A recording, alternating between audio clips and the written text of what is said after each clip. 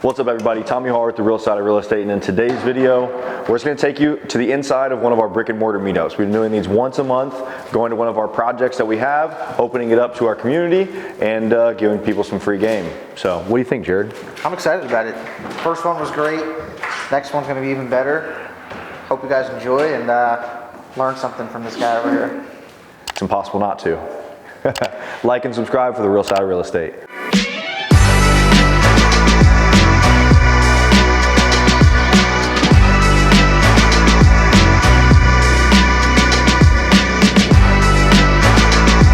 Cool. I mean, we're not gonna make these like too long. Like if you guys want to come network at our networking events, we've got what is it, March 11th? Yep. But the point of these is more to give you guys hands-on experience. Like it's easy, or it's not easy. What's up, Kevin? Theory's great. But I know a lot of you guys work full-time jobs, you don't get out in the field a lot. So being able to really touch a house that's getting rehabbed, feel it. So we'll be doing, we call them these brick and mortar meetups. So we did one last month. It was at a house that we haven't even started yet, talking about the plans, and then all the way through into actually executing the plan. So as I was saying here a minute ago, we bought this house from a wholesaler. So the wholesaler, so for those of you that want to find deals, so who in here is actually like doing deals already? Like actually flipping houses? Okay, quite a bit of people, that's good. Where are you guys finding your deals? Wholesalers. Wholesalers? Yep. Cool. And you guys going direct to seller? Yeah, I do that. Okay, cool. So for all the stuff that I usually talk about on the flipping side is going to wholesalers and agents. This house hit the market and they put it in contract almost immediately. And we found that working with agents and wholesalers, they can be extremely negotiable. So they wanted almost 500 grand for this deal, and we got them down to 440. So we bought it for $440,000, and hopefully you guys, if you've not already, go downstairs into the unfinished area and watch the before video, because it gives you a lot of context of what this house looked like before. So I want to show you guys here today, like value add construction, when to do what, when to go all out, when to not go all out, hopefully get an idea, because that's the tough thing about construction and also flipping is, when do you shoot for the stars? When do you do the bare minimum? When do you wholesale? When do you just get it back on the market? When do you keep something? Because there's not a magic wand to tell you exactly what to do. But what we figured was, this is in Westerville Schools, so really good school district. It sits on 2 acres, and top and bottom, it's like 2,600 square foot. So we knew this house could be really, really nice. So what we had done, what's up, Ever? You're good? What we did to the house, and if you watch from the beginning, is there was a staircase right here in the middle of the house. So the reason why I show you guys the beginning videos is, once you learn value add construction, once you learn that houses can be altered anyway, you can start to think a little bit differently. Because like 5 years ago, even 3 years ago, I would never have thought about that. But having the right people in your corner, like a good contractor or somebody that can help you. I walked with my buddy Esteban, he's like, oh dude, move the staircase over somewhere else, and it gives you all of this space to be able to do what you see now. And then we popped up in the attic and he's like, all these are rafters. If they were trusses, which have like metal plates on them, you can't vault those. But since they're rafters, you're like, oh, this is easy, you can just vault these ceilings. So being able to change just this staircase here, and moving the stairs over to there, gave you this beautiful, beautiful open concept, what you see now. Okay, now you have that. And in these nice school districts, where you can kind of push ARV and almost make your own comps with 2 acres, the other things that you have to have is a badass primary. So over there, if you guys haven't walked through, I highly recommend you do. They used to be 2 bedrooms. And what we've been doing in these houses is we smash the 2 bedrooms together, and we make almost one entire bedroom a bathroom. So as you see, you walk in, you have this beautiful, elegant bathroom with a huge shower. So if somebody's spending almost $1 million on a house, they're gonna want that in the house. So, okay, but then you're spending 900 grand in a house, you have a good school district, you gotta have beds and heads. So you gotta have, so then we've been working downstairs in most of these houses to be able to get that value out of it. So we've been doing, this one luckily has a walkout basement. So what we have been doing, if it doesn't, is doing egress windows. So we'll finish out the basement, we'll do an egress window to give us that. So it would have been 4 beds, 2.5 baths, because that was a full bath there before. So now it's a half bath, and we took the bedroom out here, and we added the one under the staircase right here. So thinking through, and the main concept is you guys don't have to know how to do all that stuff. It's have you guys read or heard of the book Who Not How? Read that book, Who Not How, and get the right people in your corner. Get the people in your corner that have done it before, like a designer or an architect or a contractor that can go back through the things that they've done in the past. So that's what I have over here on this wall. So as I talk about these things, you guys can after go through them. But what we did over here is that house we did for the TV show. But all we did was we paid the designer $2,500 to do a full design plan. And now you have it forever. And it worked for that price point, it worked there, so okay, why not just take it and redo it in other houses? So you don't have to do a designer house every single time, but have a couple different things that you pick and choose from to create what you want to do. Because if you want to go top ARV, at least I'm speaking for the Columbus, 'cause there's some Cincinnati people and Cleveland people in here. If you guys want to get top value right now, you have to do more than cookie cutter. You have to do more than your basic shaker. You have to do stuff like what you see here. You have to do the double layered cabinetry. You have to do the crown molding. You have to vault the ceilings. Like we built this island with the table inside of it. Like you have to get that custom feel to these homes to be able to really, really execute these houses. I guess as I go through, I don't want to just like barking down your guys' throats. Does anybody have any questions about like what it was like before? Anything like that? What's up? If you don't mind sharing, talk to us about your contractor. Like, how did you find them? How do you work with them? What's Okay. their responsibility versus yours? Great question. So what my philosophy is, and this is what's worked for us and what I think most people should do, this is a full rehab, meaning we framed, we did structural, so we vaulted the ceilings, we have a subcontractor framer. So we use all of our own subs up to what you see to today. So we have our own framer, we have about 3 of them, framer, plumber, electrician, HVAC, drywall, insulation, and then what you see, my guys are actually still here right now. They don't speak great English, but if you run into Ever, he's a young guy, ask him questions. They're free reign, talk to him however you guys want. They will do what you see, the trim, they'll see trim, you'll see the doors, you'll see they set all the cabinets, they do all of those. So I like to subcontract all the way past drywall, and then they come in and do the rest. Floors, carpentry, trim doors, and then I have my own granite crew, they also do tile and paint. Any questions on that? To me, that's the most efficient way. Like subcontracting everything, can you save more money? Yes. But if you want to do this at some sort of a scale, more than 1 or 2 at a time without blowing your brains out and managing a ton of different people, I highly recommend finding a crew or 2 that can roll with you. And also as you grow your business, like somebody that you can rely on that are always going to be there, but that only happens when you start to do more than 1 at a time. Because they're gonna go find another job, and what happens is you have a great crew, and you're like, oh, this is gonna be awesome, and the next house you don't get for 2 more months, and they're like, well, I already found another job. So that's the tough part about real estate is when you find good people, you wanna keep them busy. I saw a hand back there. Yep. So how did you vet your contracting subs? So the best way to vet, I find most of my subcontractors through my network. So I go to networking events, most of my friends are real estate investors now, and I just ask them who they use. And if I have a good relationship with you, I'm almost just taking that word as gold. But I set expectations up front. So like you see, if you walk through my house here, these people all know that if they lay floors, you will not see an inch of flooring that's not covered. That's expectation.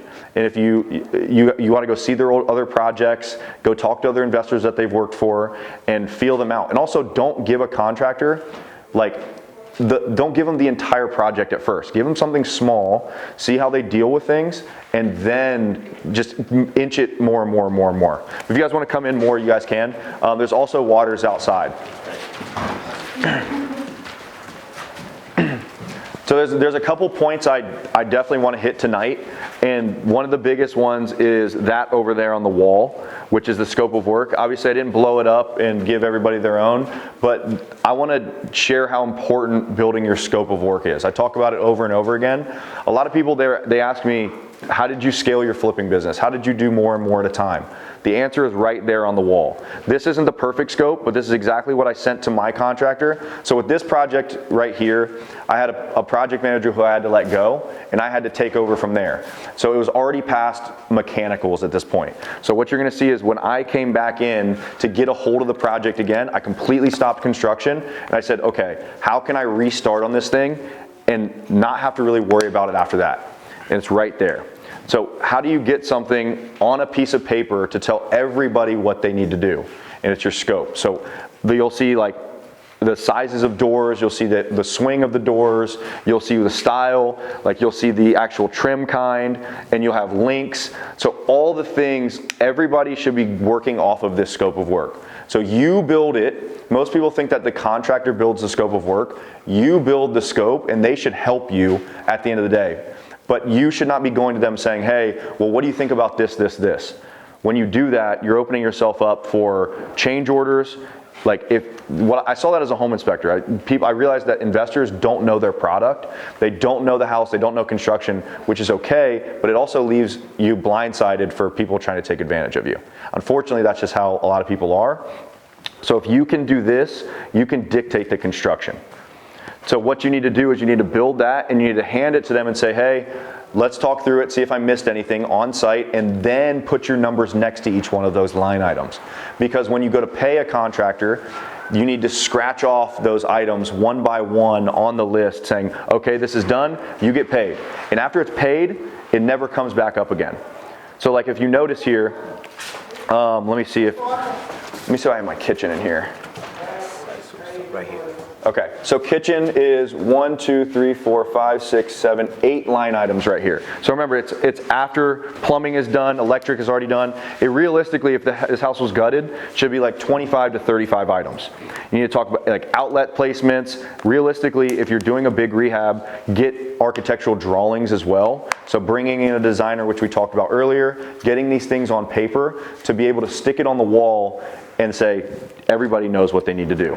But if you put kitchen $10,000 on a scope, which you see it over and over again, what the fuck does that mean? Seriously. People don't, like, if there's not clarity from the beginning, the first thing an investor does, when an investor's deal goes wrong, who do they blame? The contractor every single time. When in all reality, it's your fault. Because it's your job to dictate it. It's your house. You're the one hiring this person, and they don't know you. And it takes time to build that relationship up with those people. So you want to make sure that you do everything in your power to move forward with the right intent. Anybody have questions on that? I highly recommend, like as I talk about these things, after we talk, go through, look at them, ask questions, this, that, and the third. I know you're big. Go ahead. I know you're big on like purchasing your own product and Yes. making it ready. Where do you store it? Like from job to job? We have a warehouse. Insulated? We bought a warehouse. We have it's heated. Okay. Yeah. So what we do is we only shop. That's a whole can of worms. But like in general, we try to use the same materials over and over again. When you start to do designer houses, kind of like this, it gets a little harder. But once again, we have this, and we're not going to do 20 different styles. We're going to pick a couple of them that work. And when you're done, because this tile's expensive, so you can either return it or you can take it back. But if you buy the materials, once again, you dictate it. Now, you have to be more organized up front because you don't want your guys to not be working here. But there's a couple things that you can do on that. If you can get majority of the things, your contractors help you build the material list. What we just learned is you can use Instacart. Everybody know what Instacart is? Instacart will deliver construction materials. I didn't know that. Which is fucking awesome. We just realized it because we have interns. So like Ever, who's here, he was an intern for us for like 6 months. His uncle is one of my contractors. Has been working for us for years. We have, so like when you do the materials, you've got guys running around all the time, especially if you do this at scale, and it's an expense. It's a $5 delivery fee with Instacart. Anything that can fit within a car or a van. They won't get like your lumber, like they probably can't take your house wrap like this. But they can take, because what's going to happen is there's going to be knick-knacky things like, I forgot my P-traps, I forgot my finished plumb, I forgot these things, and they can come in and help you with that stuff. So it's really, really cool when you start to learn all these different things. Any questions on materials? Where's your biggest purchasing spend? Are you going to places like Home Depot, Lowe's? Yeah. Or specific vendors? Lowe's. So Lowe's is going to be where we spend majority of our money. In Columbus, I know you guys are in Cincy. We just have more Lowe's here, at least from like closeness to all these properties. Home Depot has just good products, but the reason why we stick to 1 to 2 different places is because it's layered out. Number one is accounting. You want to make sure, let's say we're doing 30 projects at a time right now. We're spending just in contractors a month or a week, 150 grand, 150 grand, sometimes more. So like that expense alone, we're trying to keep organized. But then if we were shopping at any store at any day, it's an accounting nightmare. So we shop at Lowe's, we shop at Amazon, and we do local suppliers for like our windows and lumber. And what we do is we have a virtual assistant that has access to those accounts, and he, every day before he clocks out, he scrapes our Lowe's account, and if you put the PO, so this house is Central College, he puts Central College as our PO, and he knows that this will go into the project tracker as this house, and he breaks out the receipt fully. So we don't have to, so every time my bookkeeper has to go in, they're not going and trying to match up different things. It saves you money too, right? Going through Lowe's. Yeah, it saves you a lot of money too. So if you can buy in bulk, but that also is another can of worms of like, if you don't have a warehouse or something like that, you can't just buy a bunch of stuff because you got to put it somewhere. But you get purchasing power, you get a lot of points within Lowe's, so they'll cut you back a rebate. So we'll probably get like a $20,000 rebate this year, just a check in the mail. Financing on this. So for something like this, I highly recommend, I know I talk about private money a lot, I highly recommend if the purchase price is high, like this is mid-4s, we do hard money for the purchase, and then I'll raise private money for the rehabs. The reason we do this is because hard money is going to be cheaper nowadays, just in general. So we just closed a hard money loan with a place called Conventus. Anybody heard of them? They're in California. I can give you guys their contact, right? We can write it down here later. Last week I closed one at 8.25% and half a point. 90-10 or 90-100. So 10% down, 100% rehab. Was that because it was you or? They told me that, so a little bit of both. So let me explain. So they said, who do you work with right now? It's through a friend. That's why networking is so important. A guy that came to my flipping workshop 2 years ago or a year ago called me. He's like, hey, I got this great person. You should talk to him. And he was like, who do you guys use right now? I was like, well, we use Kiavi a lot. They're like, we're the second biggest in California behind Kiavi. My CEO will do anything it takes to beat them. I was like, what does that mean? And he sent me a term sheet. The first one was 100 and 100, so they do 100% financing, 8.75% and 1 point.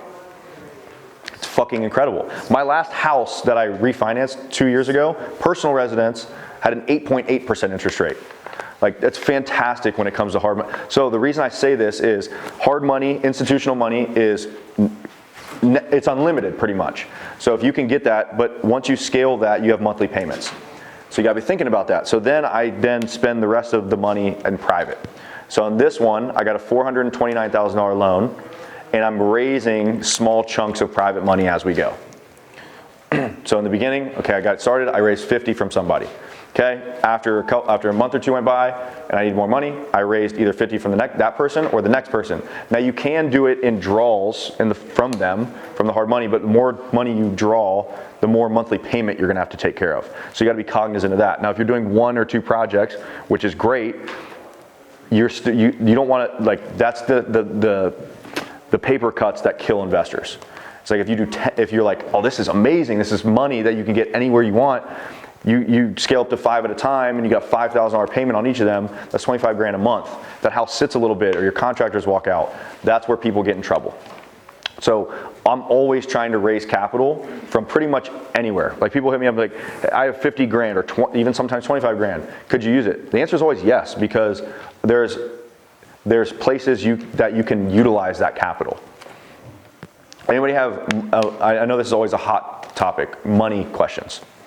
So after you get the hard money and you get the property, how long after you finish renovating, are you always trying to like refinance it right away to like be able to pay that off right away? So this one I'll sell. Oh, this is gonna stop, This when you will- pay off the loan? Yeah, so they'll just pay it off at closing.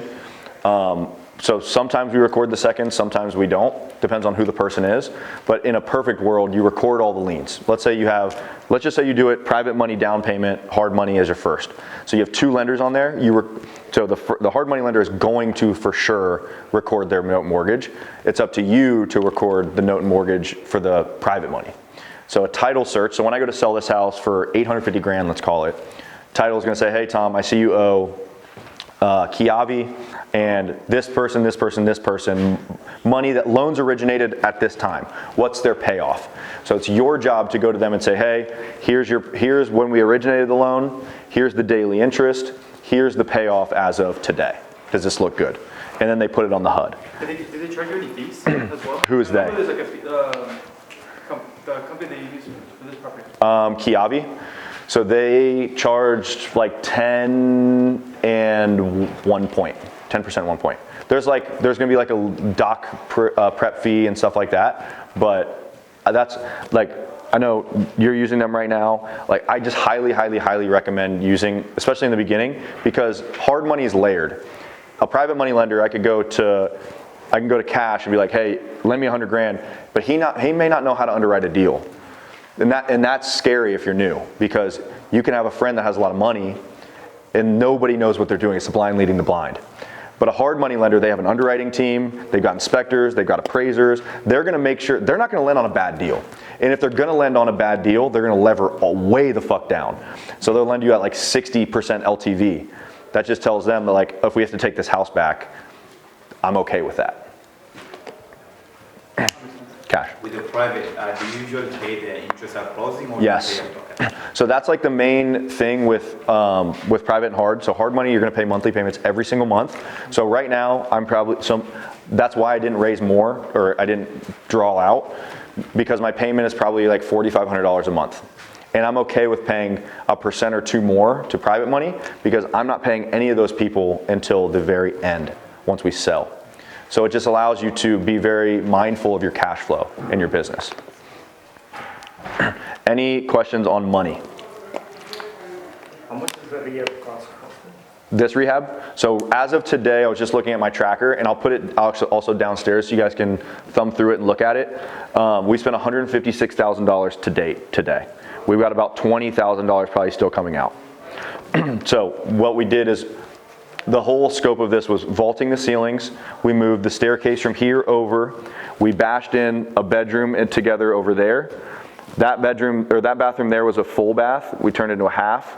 Kept the bathroom there. We smashed the two closets in the very back together for the walk-in primary. And then downstairs we added another bedroom here and made a half bath a full bath. So we completely took this and just transformed it into hopefully a house that'll sell for almost $1 million. You didn't add any extra square feet? No, nope. Livable square footage, yes, because everything so the walkway was down here. This was all finished underneath. Backside of the staircase here, nothing was finished. So we added some finished square footage under here. Yep. Go ahead. So was permitting a big issue for you? We did not pull permits.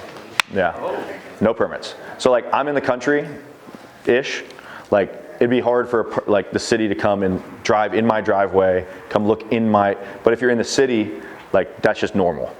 So you got to pick and choose. We can talk through that process if you guys want, but take it with a grain of salt. Like if you're somebody that likes to play by the rules all the time, 100%, probably not the best business for you anyway to be in, but hey, more power to you. Not me. You just got to know jurisdictions. So like start networking with people. Where are you from here? So like if I were talking to you, I'd say Grove City, never try to not pull a permit. Bexley, never try to not pull a permit. City of Columbus, you might be good, but you might get a stop work order every now and again. So you got to know what the downfalls are. So like let's say for this house here, I don't tell my contractors I'm not pulling permits, because then they might cut corners. Everything is done to code, everything's done right, because if and when I get a stop work order, I have to open up the walls. So if I got a stop work order today, I'm gonna have to open up these walls and show all the insulation. I'm gonna have to show this here, and also like you gotta be careful because some codes, let's say this attic, for example, we would have had to spray foam this attic where we didn't have enough space. So we would have had to redo the whole entire rafter system to be able to get to the R30 that they wanted. So we've got like R20, which is technically good enough, but cities may want more. So if you're going to do, does anybody want to know how to like do permits? Sure. Okay. So if I were to do this house again, and if I was doing, and what we're starting to do more and more is we try to pull homeowner permits. So what that means is you're applying as the homeowner and signing an affidavit basically saying, I'm going to facilitate this with my own hands, or I'm going to subcontract it myself. I take on the burden, the responsibility, and the liability. Whereas if I were hiring a general contractor, they get a general building permit, and all the subs, meaning your electrician, your plumber, your HVAC, all have to pull their own. Whereas as a homeowner, you don't have to do any of that. As long as it's to code, they just come in and inspect it, check it off the list. So it saves you a lot of time, and it saves you a lot of extra money, because a lot of these subs will charge you more for that. So what you do is you get a general building permit. The general building permit, everything under that umbrella is going to be framing. So most times it'll be everything exterior as well, so roof, siding, windows, doors. Your framing, everything structural, your insulation, and your drywall, and final occupancy. All 4 or 5 of those things fall under your general, and then your subcontractors have to pull their own under that. So they'll say, hey, what's your building permit number? They'll take it and they'll apply at the city to get you their mechanical one. What was this originally? Four? This was a 4-bed, 2.5 bath. And now Now it's a 4-bed, 4-bath. wouldn't you appraise it? Is it still gonna count? They're gonna count the additional bathrooms? They should. Yeah. Even though there's no permits? Yep. They don't technically look at that stuff. So certain states, so like people that I know in Texas, That's pretty cool. they have people, so they have cities that will, they have a person that their only job is to watch when a house goes on the market, and if it does not match the beds and baths count, they will come and give you a stop work order. Luckily, we don't live in a place like that. No. I hope they never do it, because a lot of people would be screwed. But I do get that question a lot. It's like, well, what if a buyer sees that? It all comes down to like them getting a home inspection. If you do the work right. The problem is if you don't pull permits and an inspector comes in and they start nitpicking it, they're going to get terrified, because they see that the house is renovated and they're like, well, can I show you permits? And you're like, well, I don't have any. They're going to run for the hills. So it's all about high quality. That's why I kind of brought you to this. Like, there's some drywall imperfections in this house that we still need to blue tape, but like, look at the finish quality, look at like how everything is installed. Like, it should be perfect. No matter if you're at a first-time home buyer price point or a $1 million price point. That is a non-negotiable for me and my company. Like, it has to all be installed and have like very, very high quality to it. Can you just get through with that, where the buyers wanted this, you see the permits? Yeah, that was on Sale Road, yeah. I was just like, go watch it on TV, we did it right. But yeah, I mean, it can be a tough situation. Like Daniel, he's not here, I think he signed up. He had one that just fell out of contract because they were like, let's see the permits, and he was like, I don't have any. So move on to the next buyer? Move on to the next buyer. Okay. Yeah. Cash. A quick question. I kind of want to know your process when you come to punching the walls. I noticed the walls are very nice wall finish. I guess, like, what expectation do you set to your contractors to have obviously like a nice finished product like that? Yeah. So I try to make everything that's seen finish-wise as perfect as possible. So we had a different drywall crew in here than my finish guys that are here right now. So we come out and we punch it while they're doing it. And we also bring like our contractor with us. So like if you're using 2 different people, I highly recommend bringing the guy that's going to be doing the finish work, because they're going to be the one stuck with the blue tape. So you want them to look and see the imperfections too. So he came, and make sure you have your power on, because what we found is a lot of times you don't have electric, because we did all new electric in this house. Make sure you have lighting in the house, because the way the light shines on certain areas, you won't be able to see. And when you turn the lights on, you'll be like, holy shit, this is bad. So make sure you punch it out really, really well on the rough side, and then when you come and finish here, we're gonna come through and we're gonna blue tape it like crazy. And it's gonna be part of their budget to do that. and I'm gonna hold back funds until it's done. Every time, But they use your material, right? yes. Yes. For something like this project, how long does it take to get this far? So to get this far, I was telling somebody earlier, I think we bought this house maybe in August, maybe September. August or September. We would have already been done with it by now, but we were really busy at that time, and I also had to let a project manager go. So a project like this, 150 grand rehab, vacant at close, depending on if you have to get permits or drawings, after permits and drawings, probably 90 to 120 days. Why do you do the vaulted ceilings? Why? Yeah, I mean, I love it, but I'm just wondering, I just- what's your thought process? I just think it gives the house, it makes it feel way bigger. It makes it feel way more grand. So to me, if you want, that's what we're doing on houses that we're trying to push ARV. We're trying to give people the wow factor. You walk in that front door and you're like, oh wow, this is a nice house. It definitely does. Okay, so let's talk about like hiring the right people. Sure. How do you get folks to do that? Because hiring is just tough, like finding the right people, keeping them, and then obviously you just mentioned you let someone go. Yes. How do you navigate through that? Okay, so are these in-house people or are these like contractors? Because you kind of deal with them a little bit differently. Okay, sorry, I guess I'm not really contractors, I've kind of figured my way around that, but more like assistant, you know, your main team in the back end. Okay, so when you hire a project manager, one, you have to make sure you have like internal SOPs and you have to know like your processes, because you can't just hand off a dumpster fire to somebody. And that's what a lot of people do is they're like, oh, I need help. So they just bring somebody on and they say, go throw them to the wind. So what I do, at least in the beginning, is I just brought somebody on as an intern and they just followed me around for a couple months. And then they see, and then you start to ask them questions. Hey, what did I not teach you? And then you start to build your internal processes. And what I've learned is like daily huddles and weekly meetings are really, really important. So going through all their projects, making sure they have all the things they need. And then also what we do is we set an expectation of, well, I'm gonna give you all the resources that you need to be successful. And I try to pull myself out. So like on the punch out here at the end of this, I'm not even gonna come to it. It'll be my project manager, it'll be my mom who's my realtor, and it'll be my contractor. Because you as the owner, you'll get emotional about it. And you'll be like, oh, that's okay. But you want this thing to be perfect at the end of the day. What else, Rob? You think of anything? I've talked about that a decent amount. What do you discuss about for your daily huddles and your weekly meetings with this group of people as you are trying to bring them to your level? Yeah, so the weekly meetings are Monday and Tuesday, and we go through every single project. We talk about lag time items. We talk about, okay, what should we know about that is gonna hold this project up? Typically, it's gonna be contractors not showing up or true lag items like windows, or hey, the power is not on yet, or the gas company needs to run a line, and then wins from that week. What did we get done? And then what we do is we look at what we spent, what we budgeted, and kind of just keep everything in front of us. Because what people do is they kind of just let things go for weeks, and they're like, well, why haven't we moved the needle? It's because you kind of just let things go and you deal with other things. And then daily huddles are just real quick, figuring out if they need help right away. I'd have to like show my actual templates, so it's hard to like explain it.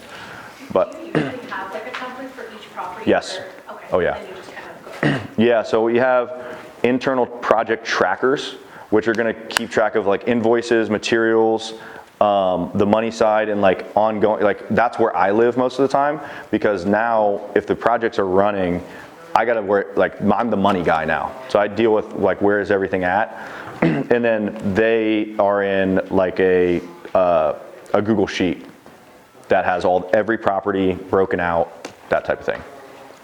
What is that? Company Cam. Company Cam's great too. Everybody use that? Download, if you're doing rehabs, Company Cam is amazing. Is that the one that just takes the key? No, it just basically, Company Company tab? Cam, C-A-M. Basically, it's more or less a picture taking app, but it'll let you, so my interns will come here, they'll take pictures of all the things that I've templatized. So it's like when you come to the house, what do you look at? And then you put that in a template for them to take pictures of, because realistically, you don't need to always be going to these houses. You just need to be the one pulling the strings. So they have a check-in checklist of like, okay, when you come there, does the lockbox have keys in it? Is the thermostat on and set to 67? Are there materials on site? Are the floors swept? Are the materials pushed off to the side like this? Does it look like there's a bomb going off in the house? Are the contractors drinking on the job? Like all the things that you want to see for you to not have to be there. So you can build out that any way you want, but that's how we do it. I'm gonna make sure I'm hitting all the things here. Any other main questions you guys want to know about? What about systems and tools? You say Google Sheets and Company Cam. What other kind of software you use? I've not found one that is like the best for a full rehabbing system. So my project managers use Trello. So Trello or like a builder trend or something like that to like timeline things out. But we use Trello for that. We use Google Sheets for everything money and like keeping track of the day-to-day expenses and scopes. Company Cam, and then Slack. So we use Slack if we're going out and buying stuff. We put the receipt in there. My VA comes and grabs it every day and pops it into the trackers every day. Purchase or receipt. And then we use virtual assistants for like our scope. So for that, I built that one. But like if I was here in the beginning of the project, I would take my template and I would voice message it over to my VA and say, hey, I'm at this address. Here, I'm at the exterior, here's the general exterior, here's the left exterior, here's the right exterior, and go through line by line, so when you get back to your office, it's all done. Yeah. Tom, just a question. So it seems like you're buying like all over the city of Columbus, Yes. maybe in central Ohio. Yep. When you first started though, did you have a buy box? Like I'm gonna buy in this certain geo with this certain layout? I was not buying houses like this, that's for sure. So like I was more first time home buyer price point. Yeah. I wasn't buying heavy rehabs either. It was mostly like mechanical, a roof, cosmetics. Gotcha. But, I mean, I would just highly recommend, I mean, you're in Cincinnati, you got a lot of exits. So just make sure in your first couple, don't buy stuff like this, buy stuff that you can rent, worst case scenario, if you go and you're like, oh shit, I'm gonna lose money. Like you can rent, so what we're doing on a couple of houses right now, as the market got really bad, not really bad, but bad end of last year, I'm like 2 or 3 year flipping a couple of these. So I was like, I know this house has the value, but I'm not getting what it's worth right now. So I stuck a renter in it, I refied it on DSCR, and I kept a second private money loan on that house, knowing that I maybe purposely over leveraged it for a year or two. I'm servicing the debt, paying that person private money monthly, and then in 2 or 3 years, I'm gonna get it vacant, and then I'm gonna sell it for what it's worth. So like there's always an option with these houses, but like you have to be strategic about it. I have 2 questions. Cabinets, what, do you use those as well? This is, his name's Jason with, what's his company name? He's a local supplier. It's a local supplier. Yeah, and I can give you, if I say things here, and you guys need their information, just pull me aside and I'll give you guys all these people. Question, that will come back to me. So what kind of repercussions are you setting for your contractors? Like, you know, if you have a whole master schedule, okay, this stuff needs done this way, your drywall contractor comes in and Sure. they're past their deadline, like, hey, Sure. you're getting this much percentage knocked off your pay. How do you I'm not super hard on deadlines, like you have to be done by this day. I'm not very drill sergeant-y on that sense, because what I found is they don't like being told what to do. They're like, it's a very balance of power here. So if they're a couple days or even a couple weeks over, we're having a conversation through, but the quality needs to be like this. Quality is more important to me than flying through the project. So good price, high quality, decent speed. And the way you get the good speed is you have guys that only work for you. If you have guys or girls that are bouncing between people, that's when things start to stretch out, because if they've done half of your job and you've paid them a little bit, they're just gonna go and do the other things because there's no leverage anymore. So you mentioned you buy the property, hard money lender, and then after it's ready to go, if you want to refinance it, you do a DSCR loan. Yes. Why a DSCR loan, not just a conventional loan? Is it because you're under an LLC? Or? DSCR is much easier to get, like much. Conventional loan, they're gonna like want a kidney, blood samples, all of it. Okay. So, I mean, at some point, so who all here has jobs still? Okay. Okay, like those with your hands up, that's the best time to get conventional products because they're gonna look at your actual income, they're gonna look at your tax returns, they're gonna look at your debt to income. I already maximized those out 6-7 years ago, and like they just won't lend to me anymore. Yes, Your Honor, isn't that the one that cares about the ratio? They just care about what the income produces from that house. So like, let's say What if it's like less than 1? if it's less than 1, they're not gonna lend on it. And you shouldn't keep it because you're gonna be in the red. Sell it. So technically, so it depends on the type. So every bank, other than conventional, looks at DSCR. It's just not the main thing they look at. So a community bank, like a Kemba, or, are you from Columbus? I'm from California originally. Oh wow, okay. So like little banks like a Heartland or these smaller ones, they look at 2 types of DSCR. They look at the property DSCR. So if I rent for $1,200 and they're giving me a $1,000 payment, PITI, that's 1.2. But they're also gonna look at your global DSCR. So they make you send in your entire portfolio and they wanna see what your entire portfolio spits out on a cash flow standpoint. So like the property might work, but if you don't globally cash flow, they won't lend you the money. That's for conventional? That's for community banking. So if you were gonna go buy typically you're gonna go to multifamily or portfolio for these banks, but that's the way they look at you as a lendee. Cash. When you come to the payment structure with your contractors, I know you said you usually hold back some money, but I guess like how, and I've noticed some of your videos you say you pay weekly. How Yes. does that usually work? So that's a good question. We pay every Friday, no matter what. And my contractors know that. So they have to invoice by Sunday, latest Monday. So this is a good systemization type of thing. There comes a one email. My VA grabs all the emails at the end of Monday. He puts into an invoice payment email to us on Tuesday.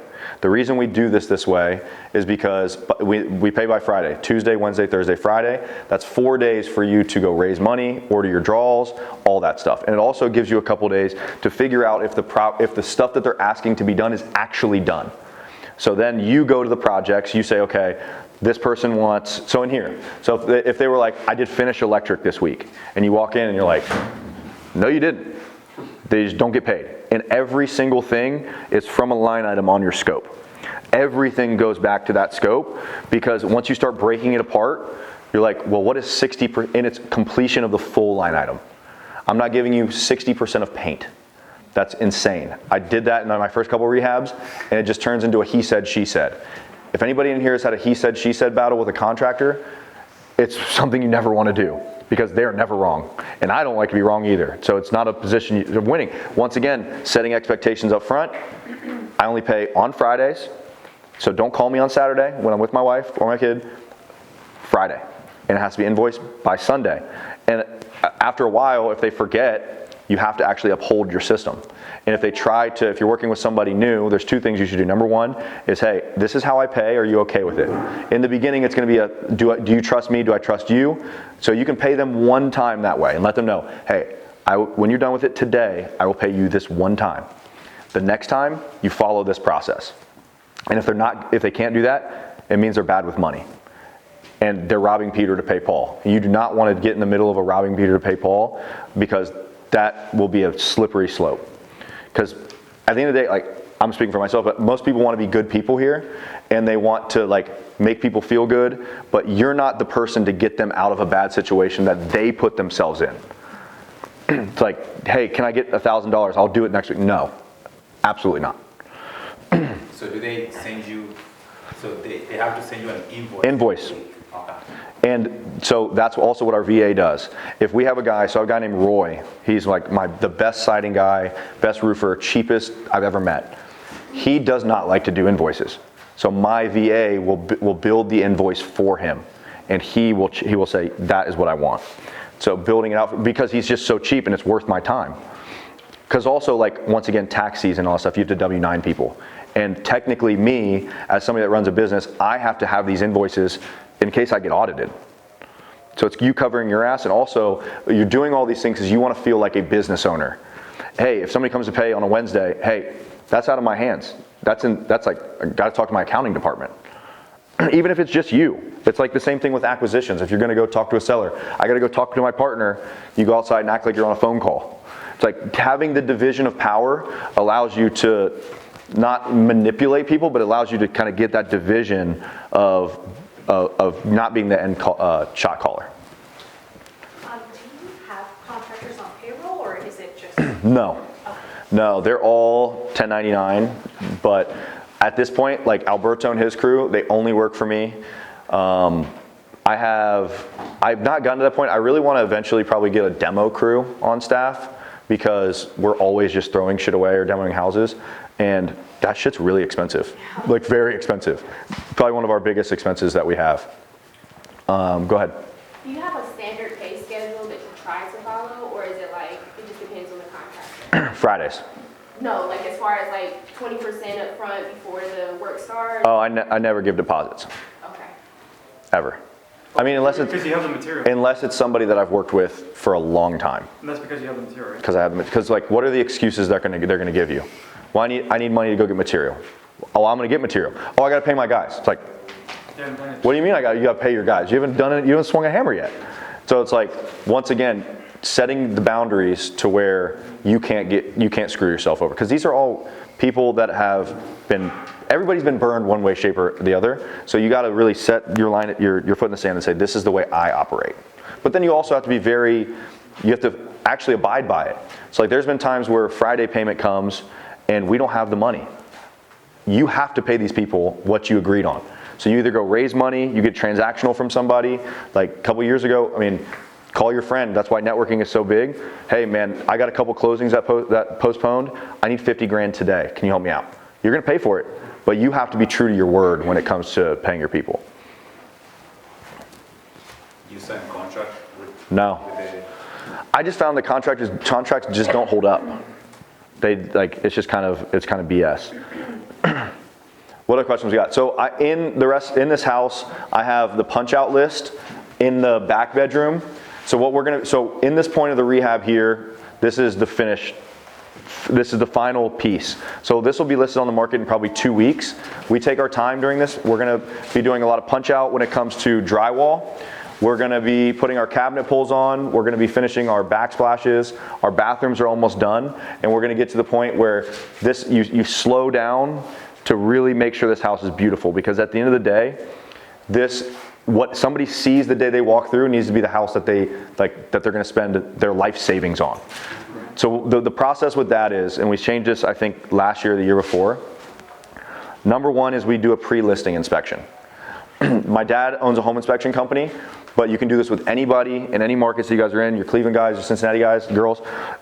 Have an inspection company come in and do a full home inspection on the house. But the thing is, you don't need it on a report. What my dad will do is he'll come in, he'll find all the issues, take pictures of every one, and then in an email, number them out per the picture. So now I know to come back through, because like there's just gonna be things that are gonna have issues. You're gonna have leaks at pipes, you're gonna have mold in your attic, there's gonna be things that you maybe missed, and you want to catch it before it goes on the market, because your first buyer is your best buyer. I say that all the time. Once you fall out of contract once, that property is going to become a problem and you're not gonna sell it for what it's worth. Almost every time, guaranteed. It's just how the game goes. So and also everybody right now is like, we don't have a house that we're not getting remedies on. We're bending over backwards for buyers right now, and they're honestly being brutal. And you gotta appease these people, because the market it's decent right now. Like if you put a good product out, it will sell, but you don't have people banging down your door. And then beyond that, we'll do a punch out inspection, which I already talked about, which is over in that room. So we'll come blue tape everything, make sure things are functional, and then we'll stage it. We stage 90% of our rehabs, especially ones that you want to get top dollar, for people to feel, and it also takes away from any imperfections that are in the house, if there is any. So like, this house has a little bit of drywall imperfections. Hopefully we nail it and we get them out, but like, you don't want them to, in an empty house, they're not gonna feel like it's a home. So I highly recommend spending the $2,000 or whatever it may be to stage the house. Anybody have questions on getting it on the market. Go ahead. For staging, do you hire somebody to come here and Yes. stage it for you? Yes. Okay. So that is one business that I don't know why anybody starts it. It's like, to me, the worst logistical business of all time. And you have a shitload of inventory, and you have to warehouse it, and you have to worry about theft. More power to you if you want that business, but not me. You don't get permits, so Not always, unless you work for the city of Columbus. And then I always do. sorry, I apologize, I Okay. didn't feel like that. But for this, did you design or do you have a design team or? So this one, actually, I designed it with my mom. Okay. So I've just seen so many houses, other than like the stairs, we're like, okay, kitchen, the window's there, the plumbing was kind of already there, so it kind of made sense. But I just highly recommend bringing in a designer. Yeah. So are you in Columbus? We are in Columbus, our properties are in Hocking and Dayton. Oh, cool. Yeah. I would hire Amanda Williams. Amanda Williams. Yeah. And pull me aside and I'll give you her number. Okay. Any house that we have go over ask and sells fast, she designs them. So we are in the short-term rental business, but I mean, Okay. it's still helpful. 'Cause She can definitely help you with that stuff too. always, take my house and do Yeah. something else with it. Thank That's you. cool. You're welcome. Write that down. Let me make sure I'm hitting all the things I want to talk about here tonight. Any questions while I'm, Where do you buy your paint? where? Yeah. Lowe's. Yeah. So they'll have a Lowe's. So the more you spend with Home Depot or Lowe's, they'll assign different people to you. So we have a paint rep from Lowe's. So what he'll do is he'll come to the house and he'll tell you, he'll come here and he'll tell us how much we need and he'll go back and order it for us. And it really helps because this one's a little bit less, but in some of these other like higher design houses, each room has a different color. And we're doing either color drenching, which is I think what this is, so walls, trim, and doors are all the same. So having somebody come in and like he's part of that really is helpful. So just shop at one place. You don't have to spend $1 million a year there, but if you can do a flip or two and spend $50,000 to $100,000 there, highly recommend it. But stay at one place. Are you doing different designs in every rehab? More or less, yes. So we just shot a TV show for A&E. So we have 10 different full designer house packages that we have. So what we're doing now is we're picking and pulling from them and making them. So like that's why I put this up here, because you'll see that we use some of it, like the cabinetry and the doors and the handles from that. But if you hire a designer, a lot of the times you got to put them in a box and tell them what your budget is and also your timeline. So like all the tile that she chose was a tile company from California. All the lag times are 8 to 12 weeks. And we just don't have the time for that. So grabbing it and putting it into Google and it'll kind of spit out where you can get like tiles from is important. Do you have like a local supplier for tile or? Floor and Decor is good. We use Floor and Decor for a lot of our tile. And then we use a local flooring person for our LVP. This is engineered hardwood, so we went to actually Right Rug for this, but it's just whoever you can build a relationship with. When you buy materials, are you also buying all the nails and screws and all Yeah. the little pieces and everything? Yeah, yeah. What about the plumbing too? So I don't buy rough materials, so I don't buy the wiring, I don't buy the panels, I don't buy the ductwork, I don't buy the supply or drain lines for my plumbing. That's about it. You buy everything else, like PVC and all that. I'll buy the finished plumbing. But typically, like, let's say if you do rough plumbing, I'll have them go all the way up to shut off. So they'll run, let's say you're in a bathroom, hot, cold, they'll put it there with shut offs. And then we'll buy all the finish. Do you also check insulation inside the wall? Sometimes yes, sometimes no. If it's permitted, and you're like, say you're adding electric, if they see walls open, they're gonna want you to do that. But some houses, yes, some houses, no. It's a tough question. Like if it's already buttoned up like this and I'm doing cosmetic, no, I never do. What are some market areas that you're kind of behind right now, or that you think?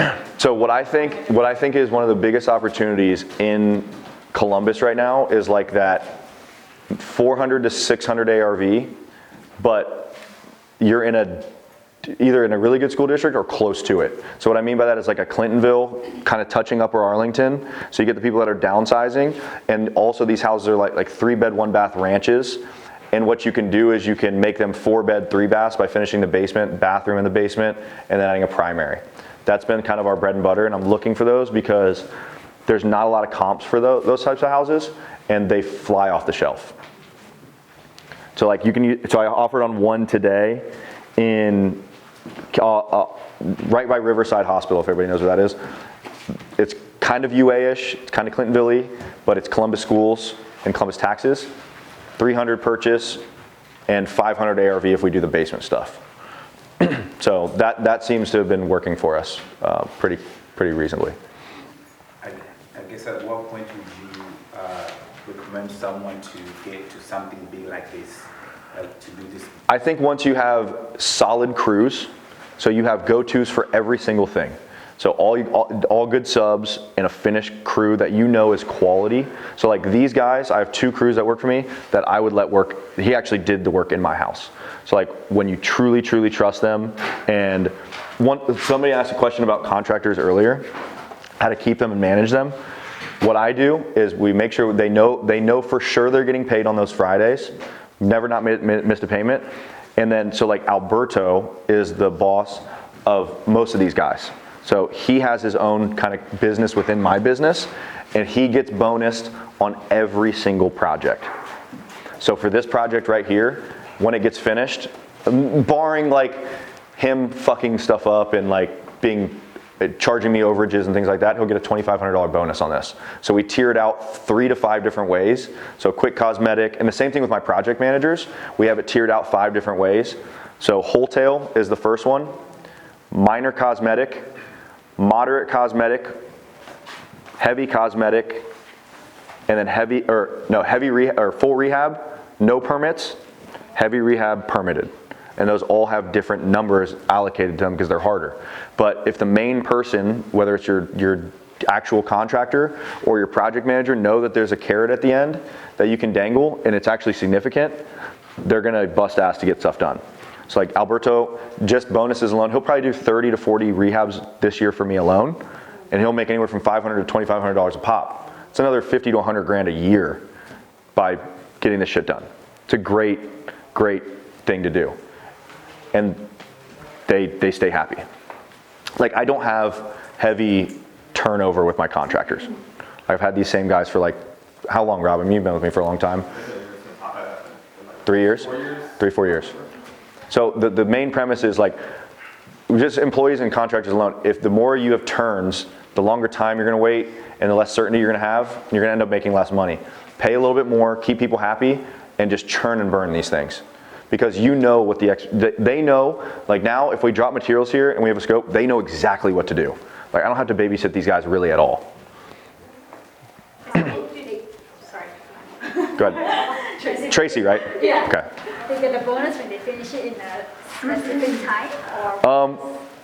Yes and no. Like we have a time on it, but once again, it's like if they're a week or 2 late on it, because what we found is when you put that and you're like, well, you're a week late, they're gonna pull up all the times that you didn't have material there on time, or all the times that you didn't have what you had. So I like to just kind of say, okay, we're all in the same fucking team here. Like we're all trying our best. So I'm not putting like if you don't do it here, you don't get it at all. How and when did you kind of learn to structure the way your business is now driven? Because that's also a different aspect of the business too. Yeah. It's not only getting the contract, job done. Sorry, one more thing. Did you have a mentor? Sorry. Yes, but he didn't really teach me rehabbing. So I learned a lot of this stuff kind of trial and error. So what I did was we started to scale up our flipping, and I had a young actually my main guys were all from this young guy. His name's Ashton. Anybody know Ashton? What's Ashton's last name? Yeah, you weren't around with him. So he was good young guy, and he was doing well. He had great crews, but he was like trying to grow really fast. And I kept telling him like, hey, I've been in these scenarios. It's not always as good as it seems. And he started doing some shady stuff. So I was always just on site, not because I wanted to like shark his guys, but I would just always be there. I'm giving them gift cards. I'm bringing them food. I'm bringing them beer. It's another big thing, like take care of them. And they ended up knowing me. And he tried to sue me for something petty. And I just was like, okay, I'm done. I'm just done. And they ended up approaching me. They said, hey, I like the way you operate. I said no in the beginning. It was like, nope, not doing it. And they kept coming, and Alberto came to my office. He's like, please let me try. Actually, it was 22nd, right? Yes. We did a bunch. But the reason I tell that story is because we relied our entire business on this kid. Like, he would send invoices and we would just pay them. Houses were getting done, but there was no like, what did you buy materials on, this, that, and the other. And it worked enough at the time, but we had no, rehabbing is all about controlling the controllables. Like, I want to control the material. There has to be stop gaps in between things, rather, because I like the idea, for those of you that are new, doing a general contractor, make sure you vet them right. Like, if you're in Columbus, use WB Bailey. Like, they're the best by far, and you don't pay them until end of the project. Like, they're amazing, but just be wary of who you're hiring. I noticed the windows, they don't have trim. Can you talk about that? They didn't have trim when we started, and I didn't want to trim them out. So my drywall was like, do you want me to corner beat them? And I was like, yeah, might as well. So this used to be a sliding door, so I just popped a picture window in there. But, any other questions? So growing up in the area, like I've noticed, was a huge new transition of just construction in general. We have Intel coming in. Yep. Towards Newark 161, it's all growing. Patasko, Black Lake. Are those areas on your watch list? No. New emerging markets? No. Because, let's say Intel, for example, it keeps getting pushed out and out and out, and most people are buying on speculation anyway. I want to buy something that I know today is going to make me money. Now, if we're talking about holding, it's a whole different story. Like, to me, I'm buying off of principles that are going to be tried and true. I'm doing the Burr method. I'm buying them cheap. I'm doing heavy construction like this, because that's where you get the best deals. I'm fixing them up really nice. Like, my rentals are very, very nice. I'm trying to get the best tenant possible, day one. I'm not targeting any specific area, but cash flow kind of follows certain areas. Like, you're going to be in B minus, C plus areas if you want to actually make money per unit in the city. But if you're building a portfolio, I think it's important to build it with multiple areas in it, because if you're getting scattered site, you're getting scattered site appreciation.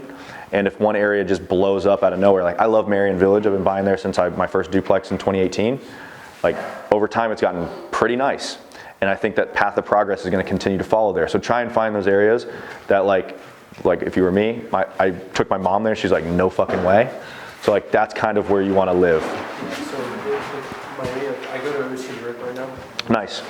So, like, I've been driving there every day. It's like we're seeing construction Yeah. go where people start making the area nicer. Sure. 161, I don't know if you know where that water tower is, when you pass that Ford dealership. Yeah. There's a company I interned for, Axiom Plots, and they're building a whole new factory. So In Newark or on 161? It's right by the old TV tower by the Coughlin Board, right Okay. on the highway. Nice. There's a whole new factory going up, and it was all Yeah. farmland before. So I've known that area. They're pushing, because I know the CEO of the company, they're pushing that way. Yeah. So it's like, is that an area I should look forward to do the Burr method, because I know they're developing? I would say so. Yeah. I mean, realistically, you want to do it before they break ground on stuff like that, and then you look like a genius. But like Sorry, it just, but I mean, the big thing is just getting in the game. Like, don't overthink it. Yeah. But one thing about Newark specifically is that the inventory of house there is really old, and they're ridden really hard. I just meant like towards that direction. Yeah. I think just in general in Columbus, if you buy anything close to downtown, it's going to go up in value over time, significantly. Yeah. How do you figure out your pricing then? Like how much money you can spend on the rehab? So I have a deal analyzer. If you don't have it, get with Jared. Give it to anybody who wants it. But it's basically an average of what we're actually paying. So that's another thing of like keeping your numbers really tight and knowing, like, my numbers still are not perfect. But what we do is we have project trackers, and that's why my VA breaks out every material, because over time it's data collection, and you just go back through and you say, okay, because what's going to happen is, if you're building a business, or even yourself, like, you're wearing a bunch of different hats. Like, in the morning, let's say I'm looking at a deal from a wholesaler. Boom, I'm on my acquisitions hat right now. Okay, if I'm using the wrong data from construction, I'm gonna underwrite that deal wrong. But if I'm doing a rehab, I need to be telling acquisitions what things are costing in real time, because what my costs were in 2018 are not the costs that I have in 2026. So I'm always trying to update that and figure out what's what. Because What margin do you give yourself? It depends on how much money I'm deploying and for how long and how old the house is. Those are the three factors. All right, let's say it's a pre-1940s and it has knob and tube. Pre-1940s, knob and tube, that means old foundation. So let's say you're in a Marion Village, for example. So let's say I buy a house right now in Marion Village for 175 grand to 200. It needs 150 in rehab. I will need to make 75 to 100 grand on paper on that thing. No, I mean like margin of error, like of your budget. Like, oh, Like contingencies. contingent 20%. 20%. Pretty much every house, at least for my team. As it gets newer, I shrink it, but old houses, 20% every time, especially with big rehabs. That actually goes into my question. What percentage of your flips do you find go over your initial budget? All of them. All of them? Built in, Yes. after you use up those contingencies? Yeah. Do you have like an SOP for how you could then cut costs to keep it profitable? No, it's not an SOP, we just kind of digest and be like, what happened? Okay. Like, did we open up something that we didn't know, or are we just like constantly under budgeting something? Like, are we missing a step in that construction piece? That type of thing. Okay. And then you like make cost cuts to try Yeah. to get it back to be profitable, like you change different tile work or Yeah. like change your bedroom layout or something like that, just to like keep it within Yes. reasonable? And then we also try to figure out like what type of house is going to sell and sell well. That's the big thing. And so trying to cut out like what's the common denominator of the deal? Like what's the area or house that we keep getting burned on? And it's usually like old big rehabs. Because old big rehabs, you think you're gonna sell them for X, you think you're gonna get done with them faster, you think you're gonna spend less, and it never happens, ever. And I keep going back to them. Yeah. Go ahead. Okay, two more. You're fine, that's what we're here for. What time is it? One- Yeah, we're good, I got time. Okay, have you ever done any projects in historic districts? Yes, don't do it. Learning.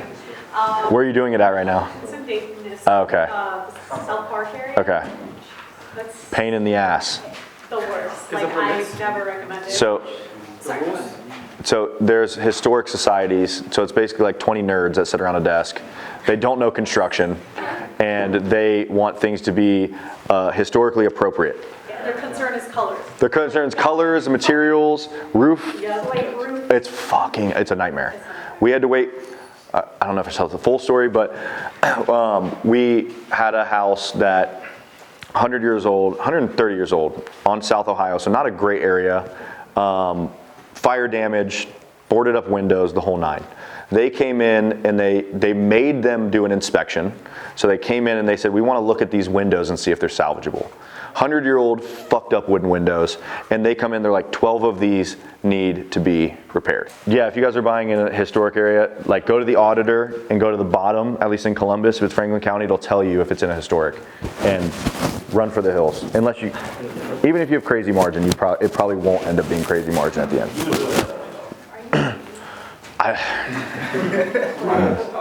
No, not right now. Any other questions?